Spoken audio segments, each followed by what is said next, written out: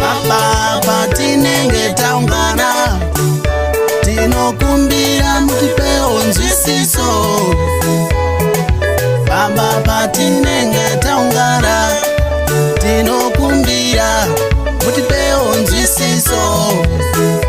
Paya patinongana semhuri imwe Baba ndinokumbira kuti tinzwanane, nokuti Baba vangu ndinosiva pazhinji kunzwana kunonetsa. Kana parunare chaipo Mwari wangu ndinokumbira tipedzewo zvakanaka. Ingave WhatsApp yakauya haizi yokunyombara kana kutukana, asi ndeye kunyeverana muzvakanaka semhuri imwe. Asi ndeye kunyeverana muzvakanaka semhuri imwe.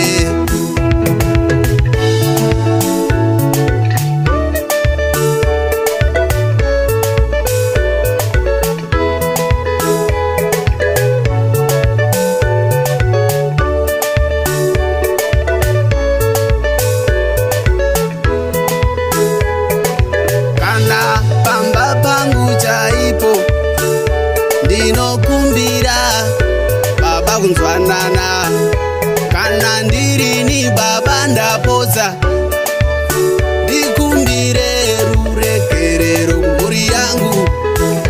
Kana ndirini Baba ndapodza ndikumbire ruregerero kumhuri yangu. Kana vana vedu Mwari wangu tinoda vane nzeve Baba vanotsiurika. Kana vana vedu Mwari wangu tinoda vane nzeve Baba vanotsiurika. Zvakare paya pandinotsiura ndinokumbira kuona musiyano. Baba patinenge taungana tinokumbira mutipewo nzwisiso. Baba patinenge taungana tinokumbira mutipewo nzwisiso.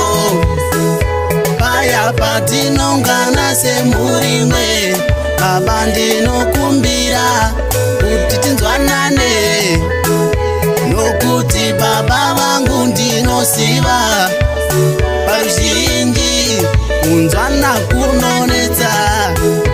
Kana parunare chaipo Mwari wangu ndinokumbira tipedzewo zvakanaka, nokuti Baba ndinosiva mweya waMwari haugari pane bopoto.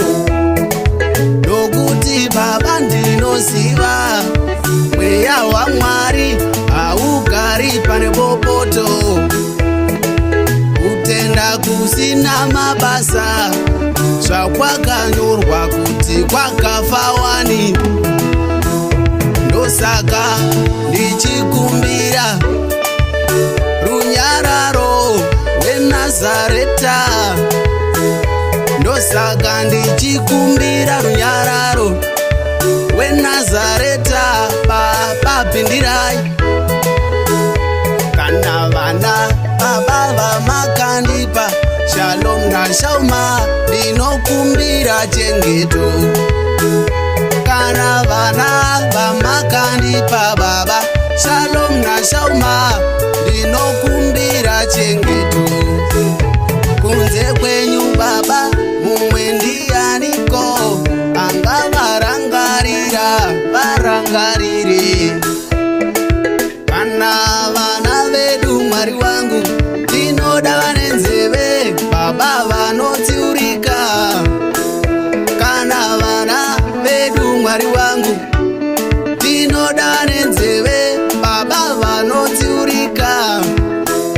Zvakare paya pandino